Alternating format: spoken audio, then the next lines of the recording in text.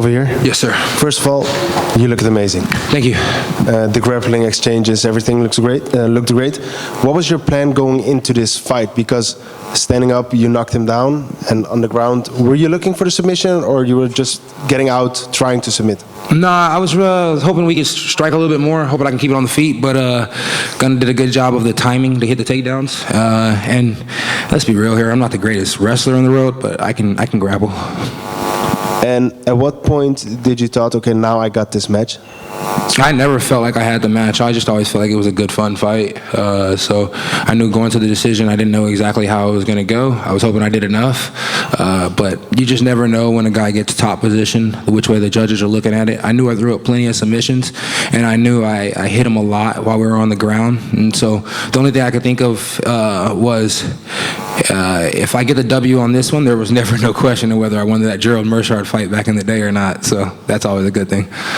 And you said if it's 185 next week, and otherwise 170, give me a bit more time. Yeah, if it's 170 pounds, then let's be smart. I got that same computer. Let's be smart, and I'll freaking I'll possibly do a couple months down the road, then another one a couple months down the road. If it's 170 pounds, probably only get 2 more in this year, 3 at the most. If it's 185 pounds, I can fight every fucking weekend. One question for me: what are you going to do now you're done with fighting for today?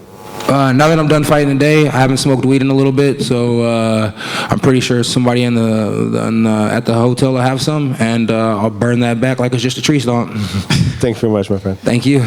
Kevin, when you were in there grappling with guys who are 170, can you compare it for us against the guys that are 185, right? Because you're not a big middleweight. How much difference is it? It's a huge difference. Fighting a guy like Gunnar, it's like you can say a lot of things, but you can't say he can't grapple. You know what I mean? He can grapple pretty damn good. And if you were asking people online who, that's online, they would say that he's probably a better grappler than, RDR. If he's a better grappler than RDR, then size does play a difference in the game. So it's, if you're the same size, you can see what the grappling's like. If they're bigger, then I just hope they're if they're the same size as me, we can see the grappling's like. And if they're bigger, then just fucking strike, because all that grappling shit's too much.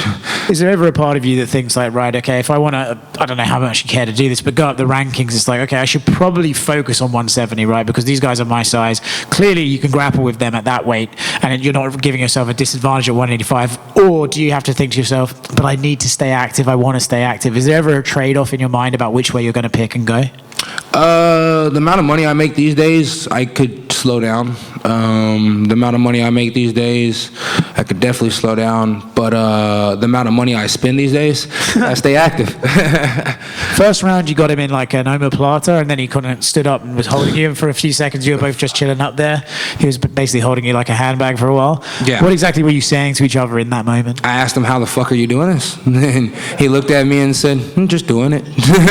So, Gunnar's tough. I mean, dude, when you look at his dad, you see I'm not saying mean, but you see a real man, a gritty guy who, probably didn't take no shit. When you see Gunnar, you see a motherfucker who ain't gonna take no shit. Excuse my language, but it's like, definitely was in there with a guy who wasn't taking no shit today. And he could deal with anything mentally, physically, and so it's an honor to be in there with a guy like Gunnar.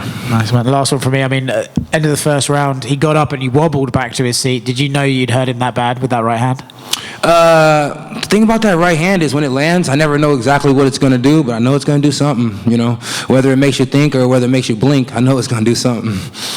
Guys, just 2 more questions. One right here. Kevin right here. Oh, sorry. Kevin right here. It's your first time fighting in London. How did you acclimate to the time difference, and did you have any tricks to get around the jet lag? I don't ever worry about jet lag, bro. I sleep the whole plane flight. And I mean, I hunt all night, so I can fight whenever. It doesn't matter if it's middle of the day, early morning, late at night. It's like, if you catch me out the bar, I'll beat your ass. If you catch me going into dinner, I'll beat your ass. And if you catch me right after breakfast, I'll beat that ass. Yeah. Congrats, Kevin. And is there some fun matchup you have in mind for the future? Like exciting fight you want to make happen? No, when I'm fighting at 170 pounds, Sean Shelby's my matchmaker. When I'm fighting at 185 pounds, Mick Maynard's my matchmaker. I love them both. I look up to Mick Maynard. I've been looking up to that guy for a long time, ever since he ran Legacy back in the days. So, you know, and Dana's the big dog, Hunter's the big dog. Whatever they say, you know, I do. I'm a company man, and that's why I make good money. Thank you, man. Thank you. All right, appreciate you guys.